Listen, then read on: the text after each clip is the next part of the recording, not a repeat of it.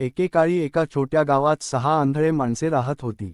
एके दिवशी त्यांना कळले की गावात हत्ती नावाचा एक वेगळा प्राणी आला आहे. तो कसा असेल याची त्यांना खूप उत्सुकता वाटली. म्हणून त्यांनी हत्तीला स्पर्श करून त्याला ओळखायचे ठरवले. पहिल्या माणसाने हत्तीच्या मोठ्या पोटाला हात लावला आणि म्हणाला, हत्ती म्हणजे भिंतीसारखा आहे. दुसऱ्या माणसाने सुळा स्पर्श केला आणि म्हणाला, नाही, तो गुळगुळीत आणि टोकदार भाल्यासारखा आहे. तिसऱ्या माणसाने सोंड धरली आणि तो म्हणाला, तो तर लांब सापासारखा आहे. चौथ्या माणसाने पायाला हात लावला आणि म्हणाला, तो मजबूत आणि झाडाच्या खोडासारखा आहे.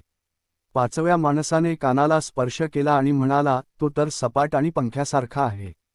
सहाव्या माणसाने शेपूट धरले आणि म्हणाला, तुम्ही सगळे चुकत आहात.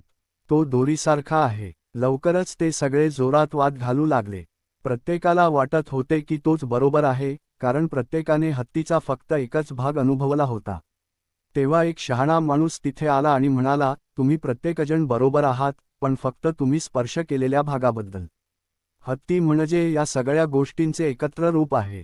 हे ऐकून आंधळ्या माणसांना आपली चूक समजली आणि इतरांचे मत ऐकण्याचे महत्त्व त्यांनी जाणले.